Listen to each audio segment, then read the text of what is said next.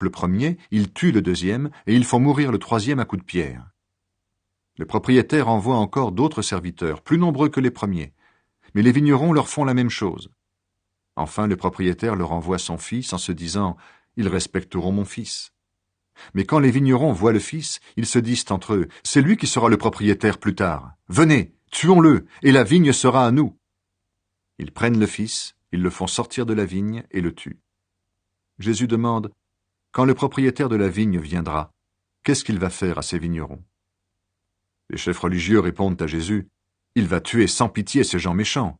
Il louera la vigne à d'autres vignerons, et au moment de la récolte, ces vignerons lui donneront le raisin. » Alors Jésus leur dit « Vous avez sûrement lu ces phrases dans les livres saints. La pierre que les maçons ont rejetée est devenue la pierre principale de la maison. C'est le Seigneur qui a fait cela. Quelle chose merveilleuse pour nous! Si quelqu'un tombe sur cette pierre, son corps sera brisé. Si cette pierre tombe sur quelqu'un, elle l'écrasera. C'est pourquoi je vous le dis, Dieu vous enlèvera le royaume et il le donnera à un peuple qui produira les fruits du royaume. » Les chefs des prêtres et les pharisiens entendent les comparaisons de Jésus et ils comprennent que Jésus parle d'eux. Ils cherchent à l'arrêter, mais ils ont peur des foules. En effet, les gens pensent que Jésus est un prophète. L'histoire du grand repas de mariage. Jésus se met encore à parler aux foules en utilisant des comparaisons. Il leur dit « Le royaume des cieux ressemble à ceci. Un roi prépare un grand repas pour le mariage de son fils. Il envoie ses serviteurs appeler les invités au repas, mais les invités ne veulent pas venir. Il envoie encore d'autres serviteurs pour dire aux invités « Maintenant le repas est prêt. J'ai fait tuer mes bœufs et mes bêtes bien grasses. Tout est prêt. Venez au repas de mariage. » Mais les invités n'y font pas attention et ils s'en vont, l'un à son champ, l'autre à son commerce. Les autres prennent les serviteurs, ils leur font du mal et ils les tuent. Le roi se met en colère. Il envoie ses soldats tuer les assassins et brûler leur ville. Ensuite, il dit à ses serviteurs « Le repas de mariage est prêt, mais les invités n'étaient pas dignes de le manger. Allez donc au croisement des chemins et invitez au repas tous les gens que vous rencontrerez. » Les serviteurs partent sur les chemins, ils rassemblent tous les gens qu'ils trouvent, les mauvais et les bons. Ainsi la salle de fête est pleine de monde. Le roi entre pour regarder les invités. Il voit un homme qui n'a pas le vêtement de fête. Il lui dit « Mon ami, comment? Tu es entré ici sans le vêtement de fête ?» L'homme ne répond rien. Alors le roi dit au serviteur « Attachez-lui les mains et les pieds et jetez-le dehors dans la nuit. Là, il pleurera, il grincera des dents. » Et Jésus ajoute « Oui, Dieu appelle un grand nombre de gens, mais il n'y en a pas beaucoup qui sont choisis. » Est-il permis de payer l'impôt à l'empereur? Alors les pharisiens se réunissent. Ils cherchent comment prendre Jésus au piège en le faisant parler. Ils envoient vers Jésus quelques-uns de leurs disciples avec des gens du parti d'Hérode. Ces gens-là disent à Jésus « Maître, nous le savons, tu dis la vérité. Tu enseignes en toute vérité ce que Dieu nous demande de faire. Tu n'as peur de personne parce que tu ne regardes pas l'importance des gens. Dis-nous donc ce que tu penses. Est-il permis ou non de payer l'impôt à l'empereur romain ?» Mais Jésus connaît leur méchanceté et il leur dit « Hommes faux, pourquoi est-ce que vous me tendez un piège? Montrez-moi l'argent qui sert à payer l'impôt. » Ils lui apportent une pièce d'argent. Jésus leur dit « Sur cette pièce, il y a l'image et le nom de quelqu'un. De qui donc ?» Ils lui répondent « De l'empereur. » Alors Jésus leur dit « Eh bien, rendez à l'empereur ce qui est à l'empereur, et rendez à Dieu ce qui est à Dieu. » Quand ils entendent cela, ils sont très étonnés. Ils laissent Jésus et s'en vont. Est-ce que les morts se relèveront? Le même jour, des Sadducéens s'approchent de Jésus.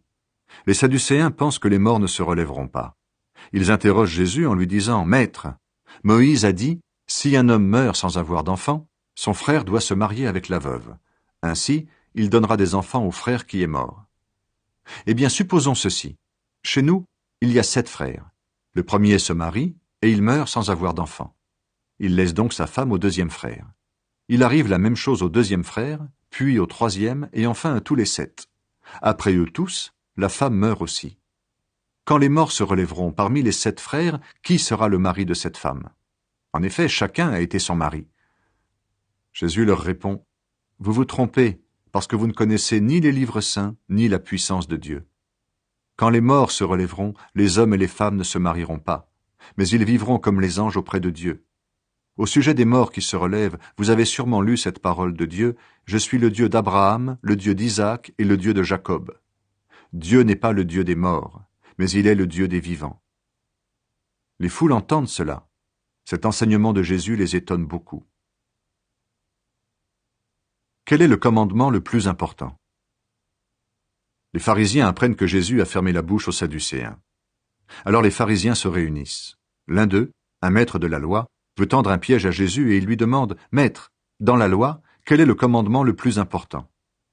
Jésus lui répond « Tu dois aimer le Seigneur ton Dieu de tout ton cœur, de tout ton être et de toute ton intelligence. » C'est le plus important et le premier des commandements. Et voici le deuxième commandement qui est aussi important que le premier. Tu dois aimer ton prochain comme toi-même. Toute la loi de Moïse et tout l'enseignement des prophètes dépendent de ces deux commandements. Le Messie et David. Les pharisiens sont réunis et Jésus leur demande « Qu'est-ce que vous pensez du Messie? Il est le fils de qui ?» Ils lui répondent « Il est le fils de David. » Jésus leur dit « David, rempli de l'Esprit Saint, l'a appelé Maître. » Pourquoi donc? En effet, David a dit « Le Seigneur déclare à mon Maître, viens t'asseoir à ma droite, je vais mettre tes ennemis sous tes pieds. » David appelle le Messie Maître. Alors comment est-ce que le Messie peut être aussi fils de David? Parmi les pharisiens, aucun ne peut répondre un seul mot à Jésus. Et à partir de ce jour-là, personne n'ose plus lui poser de questions. Jésus critique les chefs religieux. Alors Jésus dit aux foules et à ses disciples, « Les maîtres de la loi et les pharisiens sont chargés d'expliquer la loi de Moïse. Donc vous devez leur obéir et vous devez faire tout ce qu'ils vous disent, mais n'agissez pas comme eux. En effet, ils ne font pas ce qu'ils disent. Ils rassemblent des charges très lourdes et ils les mettent sur les épaules des gens. Mais eux, ils refusent d'y toucher, même avec un seul doigt. Toutes leurs actions, ils les font pour que les gens les regardent. Ainsi, ils agrandissent les petites boîtes qu'ils portent sur le front et sur le bras. Ils allongent aussi les franges de leurs vêtements. Ils choisissent les premières places dans les grands repas et les premiers sièges dans les maisons de prière. Ils aiment qu'on les salue sur les places de la ville et que les gens les appellent maîtres.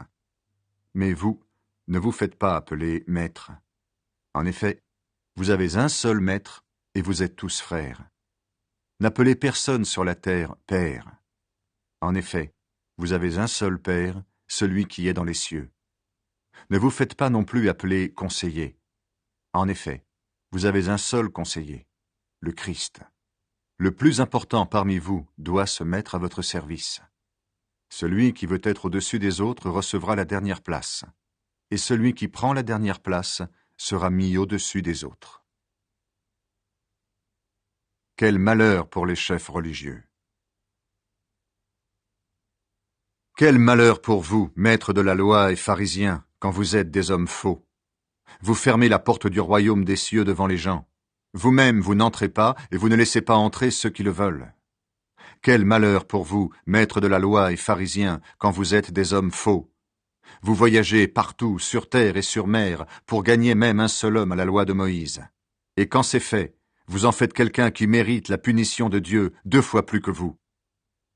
Quel malheur pour vous. Vous êtes des guides aveugles quand vous dites « Si quelqu'un jure par le temple, cela ne vaut rien, mais si quelqu'un jure par l'or du temple, il doit faire ce qu'il a juré. » Ne soyez pas bêtes et aveugles. L'or appartient au temple, donc il appartient à Dieu. Alors, qu'est-ce qui est le plus important, l'or ou le temple? Vous dites aussi « Si quelqu'un jure par l'autel, cela ne vaut rien, mais si quelqu'un jure par l'offrande qui est sur l'autel, il doit faire ce qu'il a juré. » Vous êtes aveugles.